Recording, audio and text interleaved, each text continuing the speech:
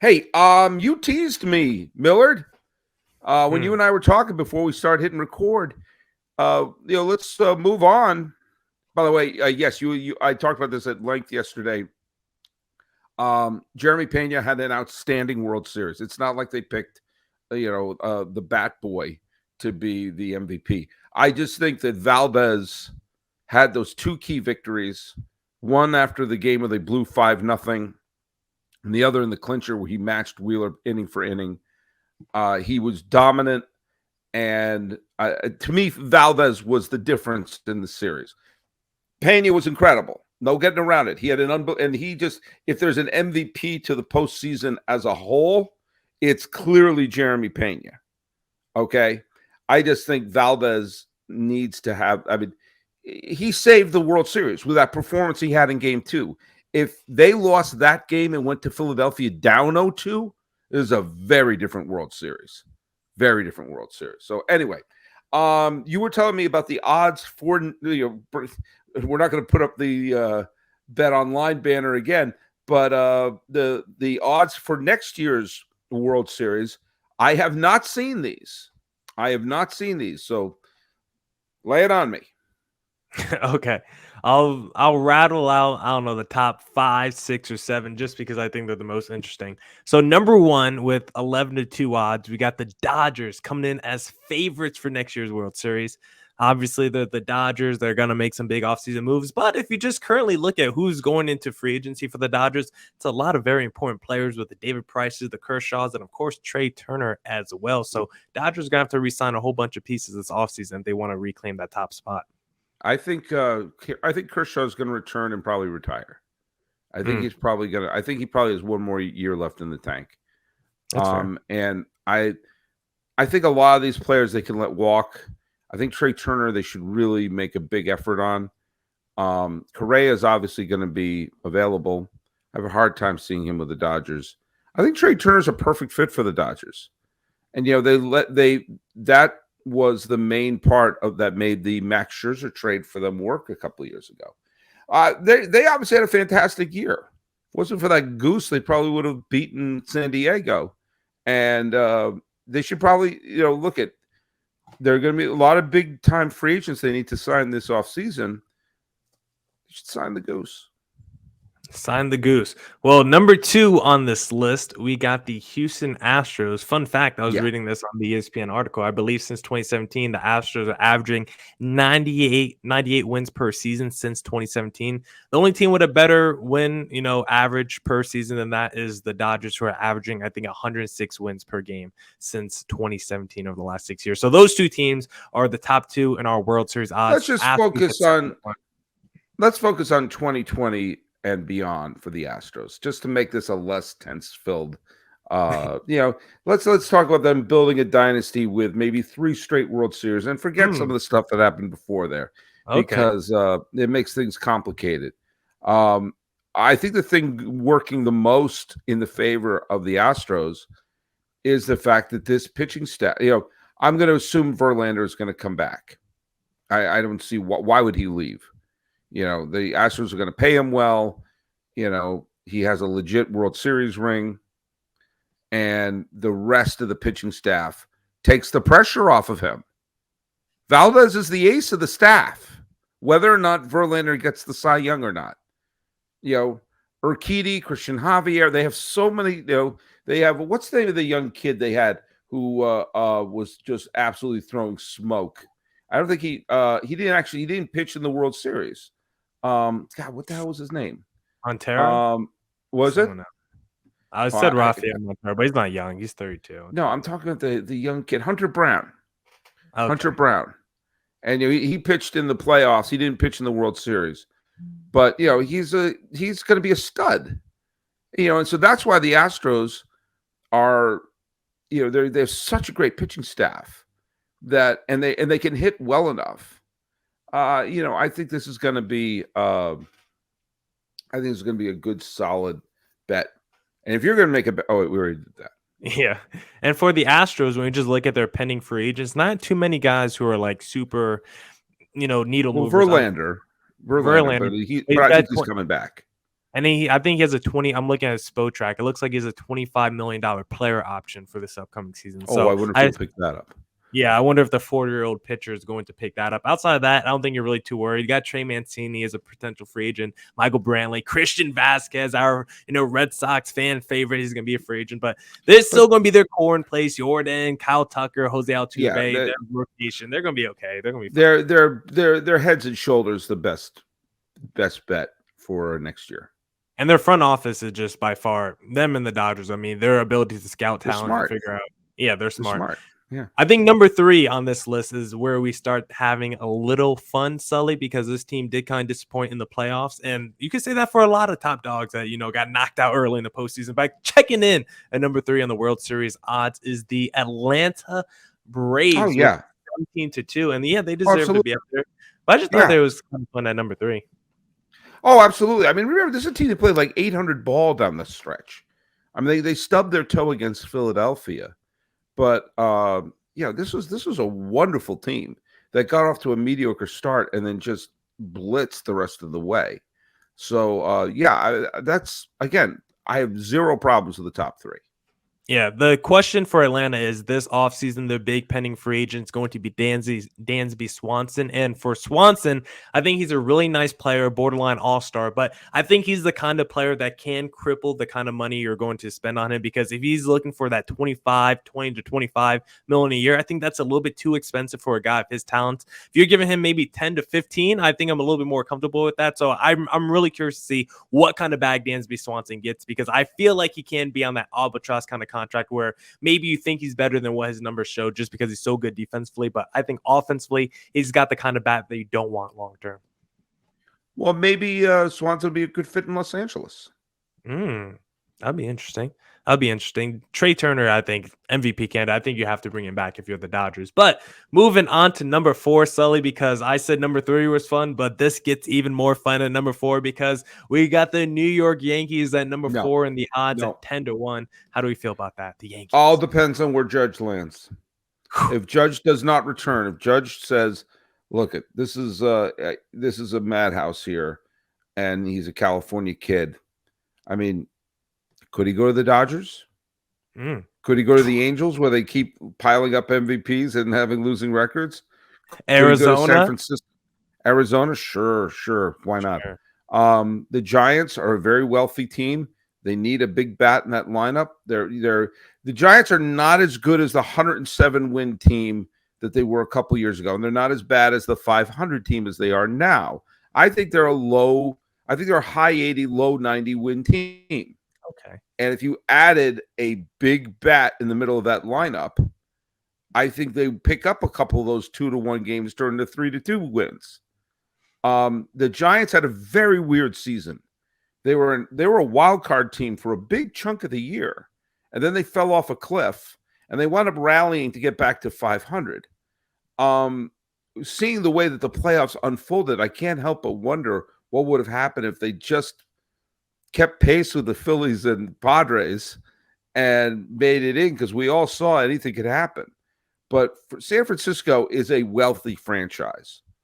They are. There's money flowing like crazy in the Bay Area, and the Giants' popularity is still intense. And they were selling out games even when they were hovering around 500. You put a superstar like Aaron Judge onto that team and say, hey, you can still get big endorsement deals. You can still get lots of play, and you will be out of the loony bin that is the New York media. And the fact that he seemed a little PO'd about the contract offer, which, by the way, I don't always frame my ideas whether a contract is good or not based upon how it helps the owners. But I felt that the contract that the Yankees offered him, which was, I think, 5 or 6 years, starting with his age 30 season, I thought it was a pretty fair offer. But then he goes out and hits 62 home runs and said, let's see how much more I can get out there.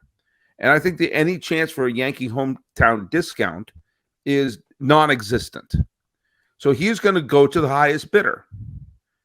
And we've seen that the Yankees are not always in the highest bidding game, despite their reputation.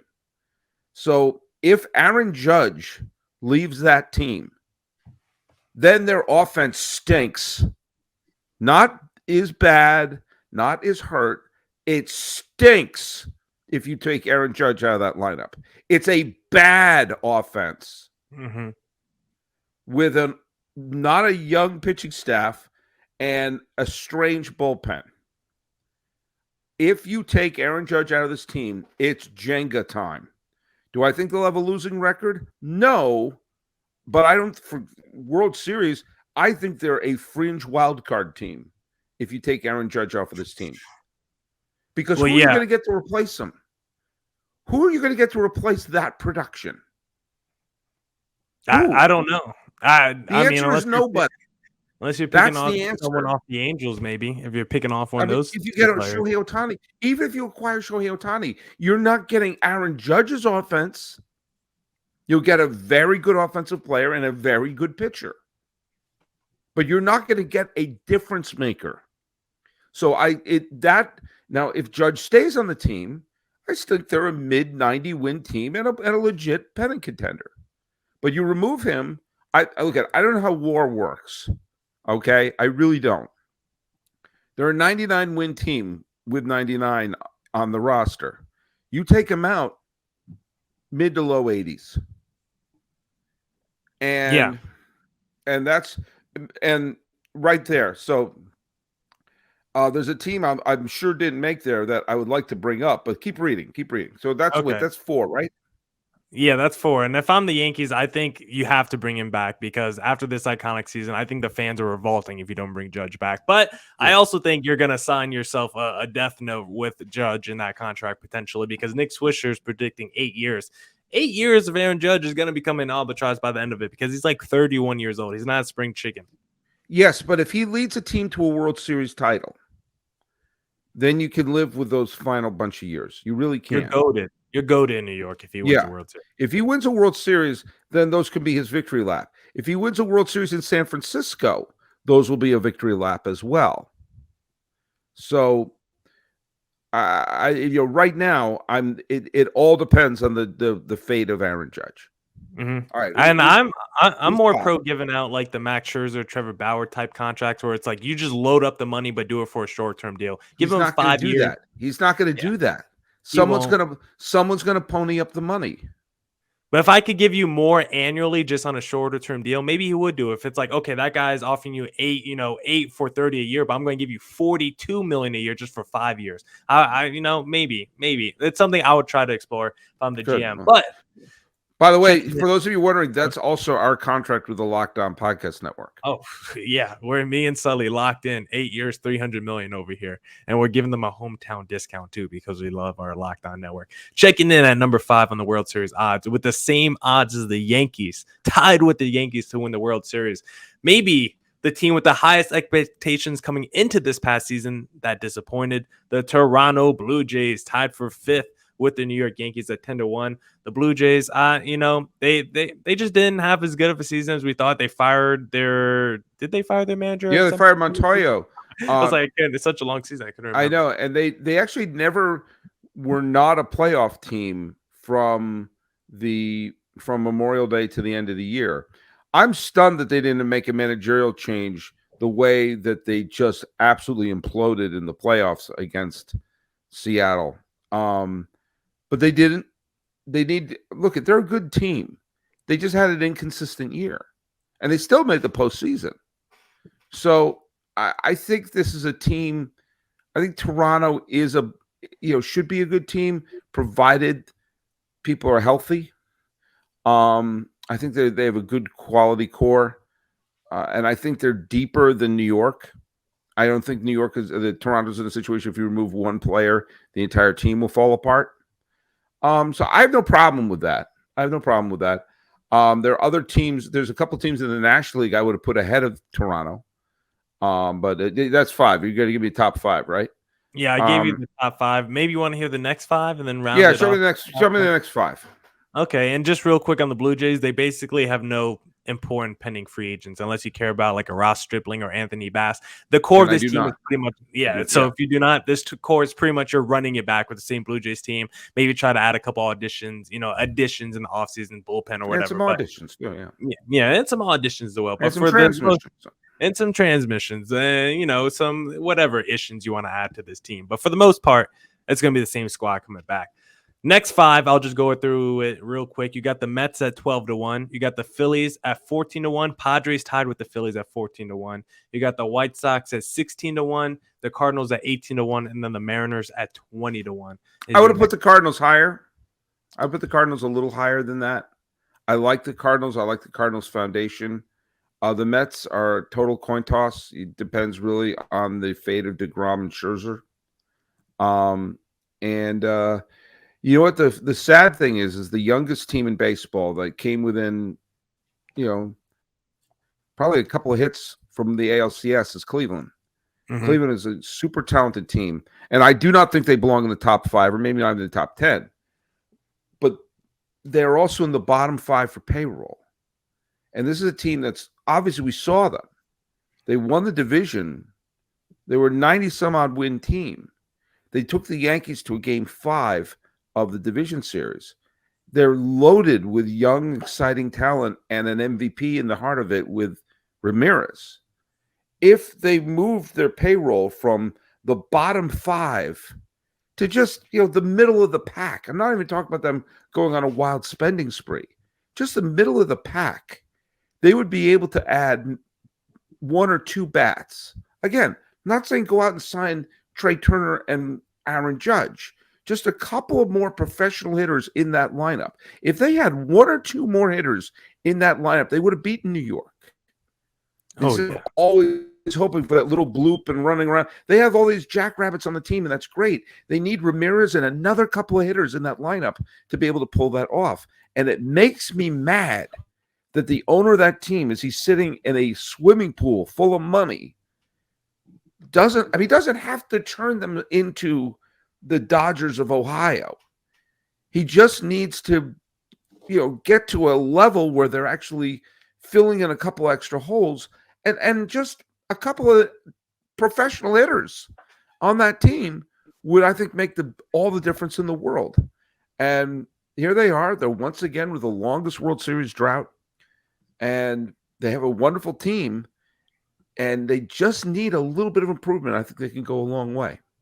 Yeah, and Sully, I think you would be sad to know that the Guardians actually check in at number 18 on the odds, tied with Baltimore, Miami, Minnesota, and the Texas Rangers. Teams ahead of the Guardians with better odds to win the World Series. The Angels, the Giants, Tampa Bay. The Angels?